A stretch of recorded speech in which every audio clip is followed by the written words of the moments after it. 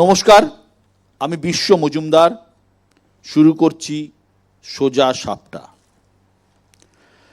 দক্ষিণ আফ্রিকা থেকে ফেরার 2.5 বছর পর গান্ধীজি একটা বই লিখেছিলেন, third class in Indian railways. First ক্লাসের সামর্থ্য থাকলেও গান্ধীজি বরাবর থার্ড ক্লাসেই চড়তেন। তিনি মনে করতেন দেশের আম আদমি থার্ড ক্লাসে চড়ে যাতায়াত করে। সেই আম আদমির দুঃখ কষ্ট বোঝার জন্যই গান্ধীজি থার্ড ক্লাসে যেতেন। দেশে তখন ব্রিটিশ শাসন, রেলের থার্ড ক্লাসের বেহাল অবস্থা, এ নিয়ে গান্ধীজি নানা জায়গায় নালিশও করেছিলেন, কিন্তু কোনো লাভ হয়নি। শেষমেশ হাল ছেড়ে দিয়ে গান্ধীজি তার বইয়ে লিখেছিলেন, যেদিন দেশের রাজা মহারাজারা বা ইংরেজ রাজপুরুষরা থার্ড ক্লাসে যাতায়াত শুরু করবেন, সেদিন হয়তো পরিস্থিতি বদলাবে ভারতীয় রেলের। এরপর বহু যুগ কেটে গেছে, বহু যুগ বদলেছে, রেলের চরিত্র বদলেছে, অভিযোগও বদলেছে। নিশ্চিতভাবেই ভারতীয় রেল আধুনিক হয়েছে, বিশ্বমানের হয়েছে, কিন্তু আজও রেলের মাথা ব্যথা দুর্ঘটনা, প্রাণহানি, অর্থাভাব তো আছেই। তার সঙ্গে কোথাও যোগ হয়েছে গাফিলতি, কোথাও সমন্বয়ের অভাব। রাঙাপানিতে কাঞ্চনজঙ্ঘা এক্সপ্রেসের দুর্ঘটনায় যা আরও একবার চোখে আঙুল দিয়ে দেখিয়ে দিল। আজ সোজা সাপটায় আমাদের মোশন বেলাইন লাইফ লাইন। 1853 বম্বে থেকে থানের মধ্যে ছুটেছিল ভারতের প্রথম যাত্রীবাহী ট্রেন। এরপর 170 বছরেরও বেশি সময় কেটে গিয়েছে। খোল নলচে বদলেছে ভারতীয় রেলে, গতি বেড়েছে, আধুনিকতার ছোঁয়া লেগেছে। দূরপাল্লা থেকে লোকাল, দেশের লাইফ লাইন ছুটেছে লোহার পথ ধরে। পুরনো কোচ বদলে ফেলার প্রক্রিয়া শুরু হয়েছে। বন্দে ভারত, দুরন্ত, শতাব্দীর মতো হাই স্পিড ট্রেন চালু হয়েছে। অত্যাধুনিক স্টেশন তৈরি হয়েছে। যাত্রী সুরক্ষার জন্য অত্যাধুনিক প্রযুক্তির ব্যবহার শুরু হয়েছে। গোটা বিশ্বের নজর কেড়েছে ভারতীয় রেল। আবার ঘরের মাটিতে প্রশ্নের মুখেও পড়েছে। দুর্ঘটনা এবং প্রাণহানি কোনোটাতেই লাগাম পরাতে পারেনি রেল। সরকারি হিসেব বলছে 2017 থেকে 2021-এর মধ্যে ছোট বড় মিলিয়ে 2017টি ট্রেন দুর্ঘটনা ঘটেছে, যার মধ্যে 70%ই বেলাইন হওয়ার কারণে। দুর্ঘটনার ক্ষয়ক্ষতি কমানোর জন্য পুরনো কোচ বদলে আধুনিক LHB কোচ লাগানোর কথা হলেও এখনো বহু ট্রেনই ছুটছে পুরনো ICF কোচ নিয়ে। দুর্ঘটনা রুখতে স্বয়ংক্রিয় প্রযুক্তি কবচ বসাচ্ছে রেল, কিন্তু দেশে রেলের নেটওয়ার্ক 1 লক্ষ কিলোমিটারের বেশি, আর কবচ বসেছে মাত্র 1% রেলপথে। তার উপর লোক সংকট। 2022 সালে ক্যাগের রিপোর্ট অনুযায়ী রেল লাইন রক্ষণাবেক্ষণের কর্মীর সংখ্যা প্রয়োজনের তুলনায় অনেক কম। শূন্যপদ থাকলেও লোক নেওয়া হয় না। রেলের রক্ষণাবেক্ষণে বছরে 20,000 কোটি টাকা খরচ হওয়ার কথা। 2017 থেকে এখনো পর্যন্ত একবারও তা হয়নি। টাকার অভাবে রেল সুরক্ষায় তৈরি তহবিলের অর্থ অন্য খাতে খরচ করা হয়েছে। 2017 সাল থেকে রেলের জন্য পৃথক বাজেটও বন্ধ। এই পরিস্থিতিতে অনেকেরই বক্তব্য, সময়ের সঙ্গে গতি দরকার। বন্দে ভারত, বুলেট ট্রেন সবই দরকার, কিন্তু সবার আগে দরকার কোটি কোটি দেশবাসীর প্রাণের সুরক্ষা, যাদের জীবন নির্ভর করে এই লাইফ লাইনের ওপর। নিউজ 18 বাংলা। সত্যি তাই, কোটি কোটি ভারতবাসীর প্রাণ রক্ষা হওয়া আগেই উচিত। গোটা পৃথিবীর যত রেল চলে বা ট্রেন চলে, তার মধ্যে চতুর্থ বৃহত্তম নেটওয়ার্ক হচ্ছেন ইন্ডিয়ান রেলের। প্রায় দৈনিক 2.5 কোটি মানুষ এই ট্রেনে চড়েন এবং গন্তব্যে পৌঁছন, সংখ্যাটা বিরাট। আর আজকে আমাদের যে মোশন বেলাইন লাইফ লাইন, সে নিয়ে আলোচনার জন্য যারা আজ আমাদের সঙ্গে আছেন একবার পরিচয় করিয়ে দিই। দীর্ঘদিন ধরে লোকাল ট্রেন থেকে শুরু করে রাজধানী এক্সপ্রেস যিনি চালিয়েছেন, সেই বিজয় বাহাদুর সিং আমাদের সঙ্গে আছেন, প্রাক্তন লোকো পাইলট রাজধানী এক্সপ্রেস। পাশে রয়েছেন কংগ্রেসের পক্ষে সুমন রায়চৌধুরী এবং আমার ঠিক বাঁদিকে রয়েছেন তৃণমূল কংগ্রেসের পক্ষে অরূপ চক্রবর্তী। আমার একদম ডান দিকে রয়েছেন দীর্ঘদিনের রেলের দায়িত্বে ছিলেন এবং অবসর নিয়েছেন সমীর গোস্বামী, প্রাক্তন সিপিআরও, পূর্ব রেলওয়ে। রয়েছেন সিপিআইএমের পক্ষে আমার পার্থপ্রতিম বিশ্বাস, শুধু বামেদের পক্ষে বলার জন্য নয়, পার্থদা নিজেও একজন ইঞ্জিনিয়ার, যাদবপুর বিশ্ববিদ্যালয়ে আছেন, এ বিষয়ে এক্সপার্টও বলা চলে। রয়েছেন বিজেপির পক্ষে বলার জন্য সুদীপ্ত গুহ, তিনি শুধু মুখপাত্রই নন, তিনিও একজন এ বিষয়ে এক্সপার্ট। সত্যি আমরা কোন জায়গায় রয়েছি, যে মানুষগুলো আমরা যারা সাধারণ মানুষ, যারা প্রতিদিন ট্রেনে চড়ি এবং ট্রেন আমাদের গন্তব্যে পৌঁছে দেয়, রাত্রে ট্রেনের বাঙ্কে ঘুমোতে যাই নিশ্চিতভাবে পরের দিন সকালে পৌঁছে যাব এই কল্পনা করে, অথচ বহু ক্ষেত্রেই সেই যাত্রা মসৃণ হয় না। একটা নিরাপত্তার অভাব সত্যি আমাদের প্রতিদিন প্রতিনিয়ত তাড়া করে বেড়ায়। কেন এরকম হবে? আমার প্রথম বক্তা পার্থপ্রতিম বিশ্বাস। এটা ঠিক যে ভারতীয় রেল আমজনতার লাইফলাইন বলতে যা বোঝায় সেটাই, এবং 1,26,000 কিলোমিটার লম্বা রেলপথ, পৃথিবীর চতুর্থ বৃহত্তম রেলপথ, প্রায় 2.5 কোটি মানুষ ট্রেনে যান, এটা ঠিক।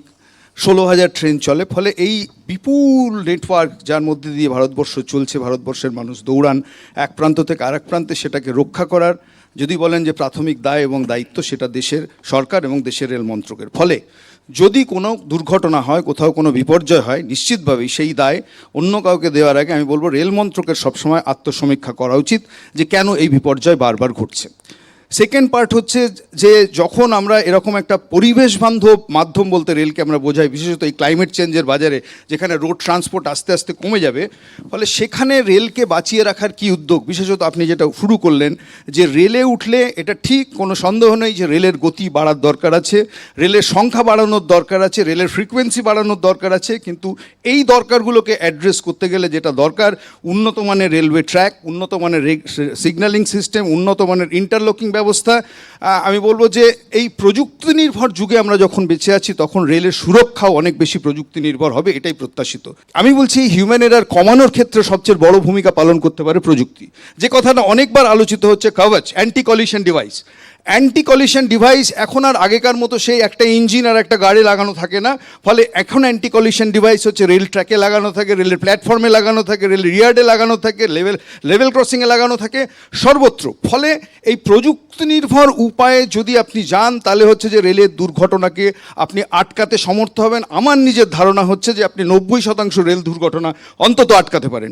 ফলে আমাদের ভারতবর্ষের রেল কেন সে পথে হাঁটবে না, পরিকল্পনা নেওয়া হচ্ছে, কিন্তু সেটা প্রয়োজনের তুলনায় অত্যন্ত অপ্রতুল। এই মুহূর্তে আপনি 2% অফ দি রুট লেন্থে হচ্ছে ভারতবর্ষে কবজ রয়েছে। যেভাবে এগোচ্ছে ভারতবর্ষের সরকার, রেল মন্ত্রক, তাতে আগামী প্রায় 25 বছর লেগে যাবে গোটা ভারতবর্ষের রেলপথকে কবজে লাগাতে, অ্যান্টি কলিশন ডিভাইসে। আমরা কি সেই 25 বছর এই বিপদ ঘাড়ে নিয়ে বেঁচে থাকবো? নো। কলকাতার থেকে 3টে most popular route and densely populated route, Kolkata Chennai, Kolkata metro, Kolkata Delhi. ফলে কেন আমি বলছি যে পশ্চিমবঙ্গের মানুষ প্রাণ হাতে করে বেরোবেন, যেখান থেকে রেলের লার্জেস্ট রেভিনিউ সেখানে আসে। শুনলাম পার্থদা অনেক কথাই বললেন, তার মধ্যে একটা খুব বড় কথা হচ্ছে হিউম্যান এরার এবং কর্মীর অভাব, এবং এই প্রশ্নটা সত্যি উঠে এসেছে যে পর্যাপ্ত বিশ্রাম না দিয়ে যে চালক তারা ট্রেন চালাচ্ছেন, সব তদন্ত বোঝা যাবে, কিন্তু এটা একটা সত্যি ফ্যাক্টর যে 70% ক্ষেত্রে দেখা যাচ্ছে যে হিউম্যান এরার বা মানুষের গাফিলতিই হচ্ছে শেষ পর্যন্ত দুর্ঘটনা ঘটছে, যেটা ভুল, মানুষের গাফিলতি বলবো না, ভুল বলবো, যার জন্য এটা হচ্ছে। বিজয় বাহাদুর সিং, প্রাক্তন লোকো পাইলট, রাজধানী এক্সপ্রেস। লোকো পাইলট একটা এমন মানুষ যার উপরে রেলটাও ভরসা করে এবং প্যাসেঞ্জারটাও, যারা ঘুমিয়ে যান তারাও পুরোপুরি ভরসা করেন। এই লোকো পাইলটকে যে উন্নতম যত টেকনোলজি আসছে, তার জন্যে অপারেটিং করার জন্যেও টেকনোলজি বাড়ানো দরকার, এবং তাকে অ্যাডাপ্ট করার জন্যে লোকো পাইলট যারা আছেন তাদেরও একটু উন্নত টাইপের বেশি এডুকেটেড দেওয়া দরকার ছিল। আমি আপনাদের জানাচ্ছি, যেখানে অ্যাসিস্ট্যান্ট লোকো পাইলট আরপিএফ তার বেসিক পে কম ছিল, গ্রুপ ডি স্টাফ তাকে 2000 বেসিক পে কমসে কম রাখা হলো, আর এখন গ্রেড পে। আর অ্যাসিস্ট্যান্ট লোকো পাইলট এখনও স্কুল ফাইনাল প্লাস ITI করে ও 1900 বেসিক পে রাখা আছে। কারণটা হচ্ছে আপনি অত উন্নতশীল নিয়ে যাচ্ছেন, একটা লোক যার পুরোপুরি ভরসা করছে সেই যদি ঠিক না থাকে, অ্যাক্সিডেন্ট দুর্ঘটনা হতে পারে, হবে সব, কিন্তু লাস্ট মাইন্ডটা হচ্ছে যদি সব ভুলটা করে তাহলে লাস্ট মাইন্ডটা হচ্ছে লোকো পাইলট, যেটা অ্যাক্সিডেন্টটাকে সেভ করতে পারে। এক পর এক অ্যাক্সিডেন্ট হলো, বারবার হচ্ছে, বারবার শুনেছি এবার এ হবে, কিন্তু বলেছেন উনি স্টাফ শর্টেজ, বিশেষ করে সেফটি স্টাফ ম্যাক্সিমাম আজকেও আছে। আমি আগে থেকে চলে আসি, যখন ঢুকেছি রেলে তখনই দেখলাম, আজকেও একই কন্ডিশন। কিন্তু কেন এটা হচ্ছে না? যত আপনি রিক্রুটমেন্ট করবেন দেখবেন প্রি প্ল্যানিং করে যে কত আমার স্টাফ লাগবে, কত আমার দরকার আছে, সেই স্টাফ যদি যে গার্ড এবং ড্রাইভার যেটা গাড়ি চালাচ্ছে, লোকো পাইলট এবং ট্রেন ম্যানেজার এখন নাম হয়েছে, যার লাস্ট অথরিটি হচ্ছে সেফ অ্যাভয়েড করার, সেফ যে অ্যাক্সিডেন্ট অ্যাভয়েড করতে পারে, তার এই যে এডুকেশন নিয়ে তাকে প্রেসারে রাখা, তার স্টাফ শর্টেজ অফ স্টাফ রাখা, তাকে যত রেস্ট দেওয়া দরকার সেটা রেস্ট না দিয়ে যত দরকার আছে, বারবার বলা হয়েছে একটাই কারণ, অ্যাসিস্ট্যান্ট লোকো পাইলটের উল্লেখ করলাম আমি, খালি একটাই কারণে কেন এটা হবে, পয়সা বাঁচাবার জন্যে, সেভ অফ দ্য মানি। আপনি সেফটির সঙ্গে অ্যাভয়েড করে, সেফটির সঙ্গে সমঝোতা করে আপনি পয়সাটা বাঁচাবার জন্যে এই অ্যাসিস্ট্যান্ট এবার এডুকেটেড নেওয়া দরকার ছিল, কমসে কম বিয়ে যাও যে যার যেখানে অত লোকের যান প্রাণ আছে। সেকেন্ড হচ্ছে তাদের যে নিরাপত্তা, স্টাফদের যে রেলওয়ে বোর্ডের সার্কুলার, তাকে ঠিকভাবে রেস্ট দিতে হবে। উনি যেটা বললেন সত্যি আশ্চর্যের ব্যাপার। যদি শুধুমাত্র ITI পাস এবং মাধ্যমিক পাস হলেই একজনকে মানে এই লাইসেন্স দিয়ে দেওয়া হয়, ট্রেন চালানোর লাইসেন্স দিয়ে দেওয়া হয়, তাহলে তো সমূহ বিপদ। এই জিনিসটা সত্যি আমারও খুব একটা জানা ছিল না, যে বিষয়টা যে এই ধরনের রিক্রুটমেন্ট হয়। আসবো আলোচনায়, পরের বক্তা সুমন রায়চৌধুরী। একটা কথা, অনেক টেকনিক্যাল আলোচনা হলো এখানে, কিন্তু রাজনীতি তো আমাদের জীবনের মধ্যে মিশে রয়েছে।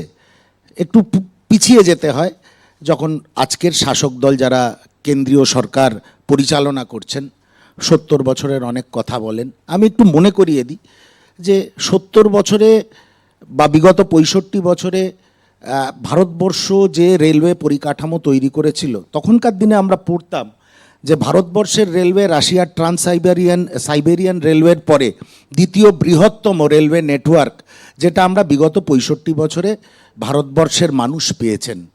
বিশাল একটা নেটওয়ার্ক, প্রতিনিয়ত সময়ের সঙ্গে সঙ্গে তার রিফর্মসের প্রয়োজন হয়, এতে কোনো অস্বীকার করার কোনো জায়গা নেই। দিন যত এগোচ্ছে, আধুনিকতা বাড়ছে, সেই জন্য রিফর্মসের প্রয়োজন হয়।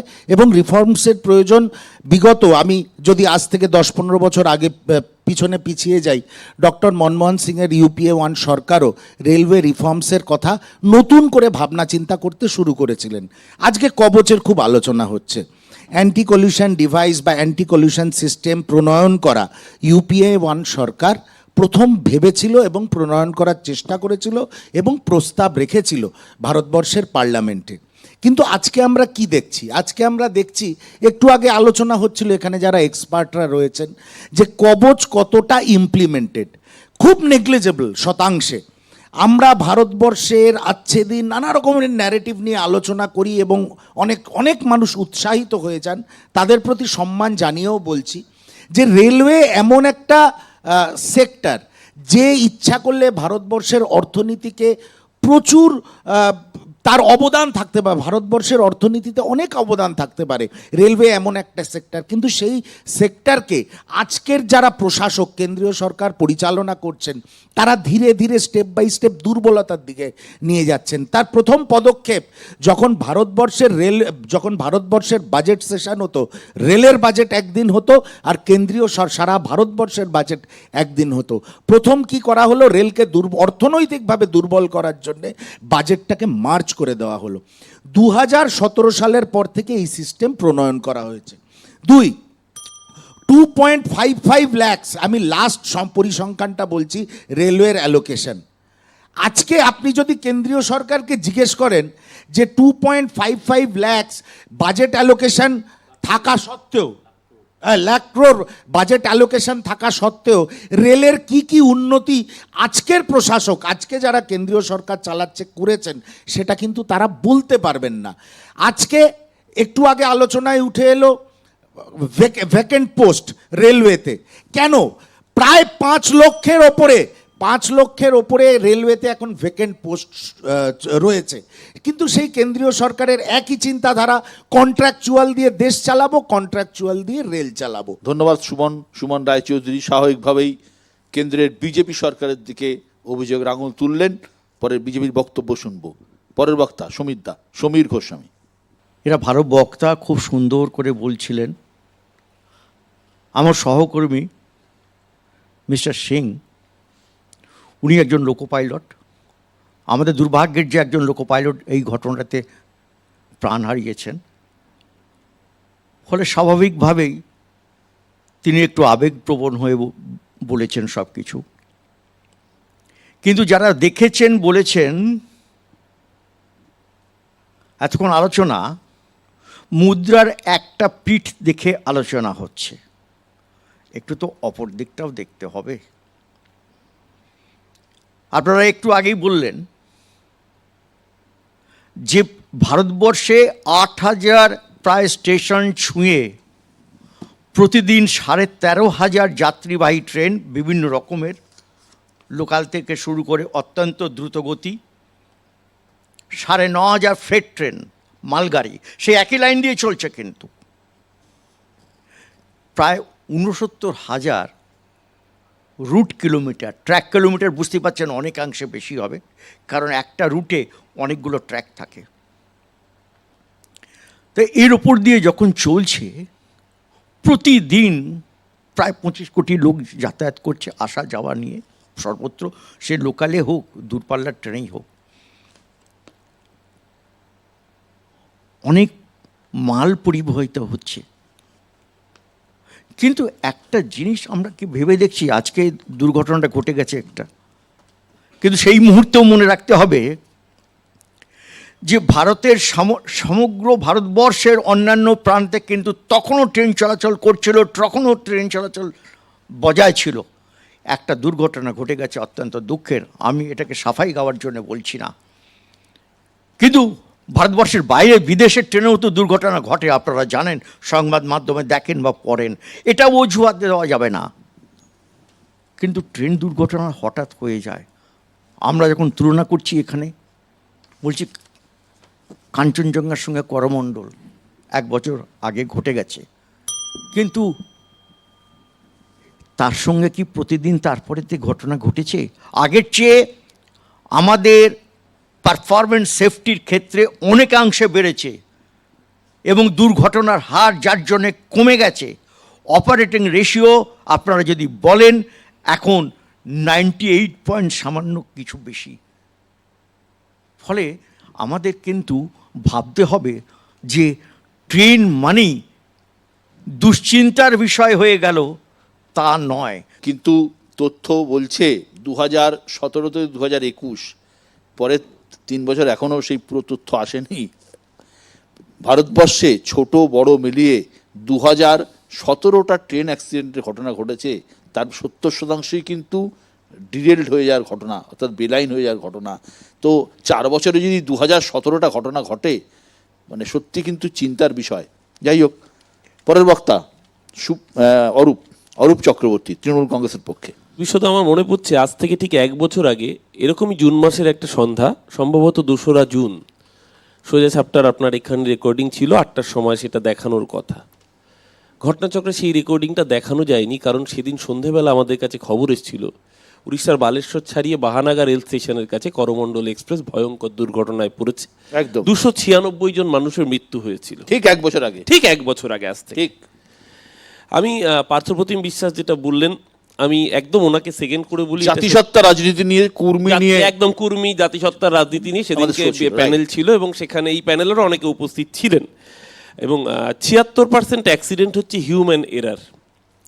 কিন্তু এবং আমাদের লোকোর পাইলট যিনি ছিলেন বিজয় বাহাদুর সিং, উনিও বললেন যে এনারা তো রেস্ট পাচ্ছেন না, দিনের পর দিন টানা কাজ করতে হচ্ছে, তো স্বাভাবিকভাবে হিউম্যান এরার। কিন্তু কেন এই হিউম্যান এরার হচ্ছে, আপনাদের যে প্রথমেই আপনারা অডিও ভিজুয়ালটা দেখালেন, সেই অডিও ভিজুয়ালে একটা ক্যাগ রিপোর্টের কথা উল্লেখ করেছেন, এবং যেটা ঘটনাচক্রে 2022 সালের ক্যাগ রিপোর্ট, যেটা 2022 সালের শীতকালীন অধিবেশনে দেশের রেলমন্ত্রী পার্লামেন্টে দাঁড়িয়ে স্বীকার করেছিলেন যে হ্যাঁ 3.1 লক্ষ শূন্যপদ বর্তমানে ভারতীয় রেলে রয়েছে, যেটা পরবর্তীকালে 2023 সালে দা হিন্দু তাদের সংবাদ মাধ্যমে আর্টিকেল করে প্রকাশ করে।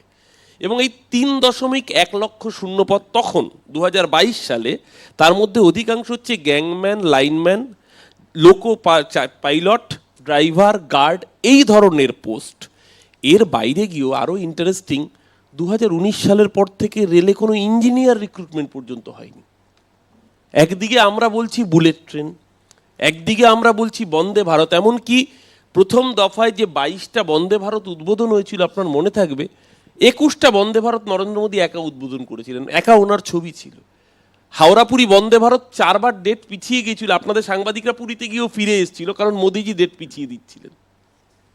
এই অবস্থায় দাঁড়িয়ে বন্দে ভারত উদ্বোধন করছেন, ভালো কথা, কিন্তু সেই বন্দে ভারত যে লাইন দিয়ে যাবে, সেই লাইনের নিরাপত্তা কোথায়, সেই সেফটি কোথায়? রেল লাইনে, রেল প্ল্যাটফর্মে মোদিজি সেলফি উইথ মোদি, এবং সেই ছবি টুইট করতে বলছেন নরেন্দ্র মোদী। আমি জানি না যে যেই মানুষগুলো মারা গেলেন তাদের মৃতদেহ যখন আসছে তখন তাদের সাথেও কি সেলফি তোলা হয়েছিল কিনা। অদ্ভুতভাবে দেখলাম যেদিনকে দুর্ঘটনা ঘটলো, দেখুন এটা ঘটনা, যে এমন কিছু কিছু জিনিস থাকে যেটা নিয়ে হয়তো রাজনীতি করা সমীচীন নয়, কিন্তু রাজনীতিটা কারা শুরু করেছেন? দেখুন যেদিনকে দুর্ঘটনা ঘটলো সেদিনকে এনআই একটা অশ্বিনী বৈষ্ণবের টুইট শেয়ার করলো। প্রথমে অশ্বিনী বৈষ্ণব বক্তব্য রাখছেন, পেছনে নরেন্দ্র মোদীর ছবি, তার 42 মিনিটের মাথায় সেই টুইটের ছবিটা সরে গেল, নতুন টুইট এলো, একই ভার্সন, ছবিটা আলাদা, পেছনে নরেন্দ্র মোদীর ছবিটা সরে গেল। অর্থাৎ দুর্ঘটনা ঘটলে দায় নরেন্দ্র মোদী নেবেন, রেলের উদ্বোধনের সময় ছবিটা তার থাকবে। এই যে ঘটা করে বলা হচ্ছে রেলের টাকা, রেলের তো অর্থের সেই অর্থে অভাব নেই। সবচেয়ে বড় কথা বলা হয়, বারবার করে একটা প্রচার করা হয় যে ওই রেভরি পলিটিক্স, ফ্রি দেওয়া। বুঝতে হবে ভারত সরকার এটা একটা কল্যাণকামী রাষ্ট্র, রেল মুনাফা অর্জনের জন্য নয়। রেলের মুশকিলটা হচ্ছে রেলের মুনাফাটা অর্জন করবে আদানিরা, রেলের মুনাফাটা অর্জন করবে পুঁজিপতিরা, আর তার গুণাগার দেবে দেশের সাধারণ মানুষ। অমৃত স্টেশন তৈরি হচ্ছে বিশ্বদা, অমৃত স্টেশন কেন তৈরি হবে? কারণ সেই স্টেশনের বরাত আদানির মতো কর্পোরেটরা পাবে। মানুষের স্বার্থে রেলের পরিষেবা, প্রযুক্তি এবং লাইনের ডেভেলপমেন্ট, সর্বোপরি যে বিপুল সংখ্যায় কর্মী সংকোচন, সেটা অবিলম্বে নজর দিক কেন্দ্রীয় সরকার। রেল মুনাফার থেকে বেশি পরিষেবার দিকে নজর দিক, তাহলেই দেশের মানুষ নিরাপদ হয়ে হাফ ছেড়ে বাঁচবে। ধন্যবাদ অরূপ চক্রবর্তী। তৃণমূল কংগ্রেসের পক্ষে বললেন অরূপ চক্রবর্তী, বিজেপির পক্ষে সুদীপ্ত গুহ। বক্তব্যের প্রথম শুরুতে আমি বলি যে ভারতবর্ষে প্রথম সেফটি নিয়ে প্রথম টেন্ডার রেল কত সালে করেছে? 2021। তার আগে ভারতবর্ষে রেল সেফটি নিয়ে কোনো প্রকল্পে কোনো টেন্ডার কেন করা হয়নি? কারণ টেকনোলজি ছিল না। টেকনোলজি কেন ছিল না? টেকনোলজি ছিল না এই কারণে, কারণ এই ব্যাপারে 2012-তে প্রথমবার একটা সিস্টেম চালাতে গিয়ে সেই টেস্টিংয়ে সেই ব্যাপারটা ফেল করে যায়। 12 থেকে 14 গভর্নমেন্ট বসেছিল। 14 পর নতুন সরকার আসার পর আবার এই নিয়ে গবেষণা শুরু হয়। বিভিন্ন স্টেজে আপনারা জানেন তার অ্যাপ্রুভাল দরকার, সেই অ্যাপ্রুভাল হতে হতে 2021-এ প্রথমবার আমাদের দেশে। কিন্তু রেল কবে শুরু হয়েছে? আপনি বললেন 1853। আচ্ছা আমি ছেড়ে দিলাম 1947, সেটাও ছেড়ে দিলাম। অ্যারাউন্ড 1980 সালের পর থেকে স্কাডা টেকনোলজি সারা পৃথিবীতে, ড্যাম থেকে আপনি হুভার্স ড্যাম বলুন, আপনি কুয়ালালামপুর এয়ারপোর্ট থেকে আপনি কুয়ালালামপুর শহরে যান, সেখানকার রেল সেই স্কাডা টেকনোলজিতে আছে। এই স্যার জানেন ব্যাপারটা, যেটা ইভেন আমাদের এই রেলে ইউজ করা হচ্ছে। ভারতবর্ষে 2000 সাল থেকে রেলে স্কাডা টেকনোলজি ইউজ করা হচ্ছে, 2000 সাল থেকে ডিএমআরসি ইউজ করছে। তাহলে কেন 2021 পর্যন্ত আমাদের ওয়েট করতে হলো? ঘটনা হচ্ছে যে এর আগে যখন নাকি এই রেলের বাজেট ঘটা করে মানে পেশ করা হতো, সেটা একটা পলিটিক্যাল হাতিয়ার ছিল। বিভিন্ন জায়গায় বিভিন্ন রেল যেখানে কোনো দরকার ছিল না, এটা একটা নিজেদের পাবলিসিটির জন্য রেলকে ইউজ করা হতো। কোনোদিন রেল সেফটি নিয়ে ভাবা হয়নি। আমাদের আগে 67 বছর কি করেছে বিভিন্ন সরকার আমাদের আসার আগে কি করেছে আমাদের আগে বিভিন্ন সরকার? এটা তো শুরু করা উচিত ছিল 1980 থেকে। এই টেকনোলজি তো এই না। আমাদের দেশে আইআইটি নিয়ে গর্ববোধ করে আমাদের কংগ্রেসিরা। আমি বলুন 50 সাল থেকে আইআইটি আছে, আইআইটি কি শুধুমাত্র আমেরিকায় লেবার পাঠানোর জন্য তৈরি হয়েছিল? কেন সেই আইআইটিতে গবেষণা করা হয়নি? যাদবপুর বিশ্ববিদ্যালয় এখানে বসে আছে, যাদবপুর বিশ্ববিদ্যালয়কে শুধুমাত্র হোক কলরব করে একজন মাস্টারমশাইকে ভিক্টিমাইজ করার জন্য? তারা কেন এখানে গবেষণা করেননি?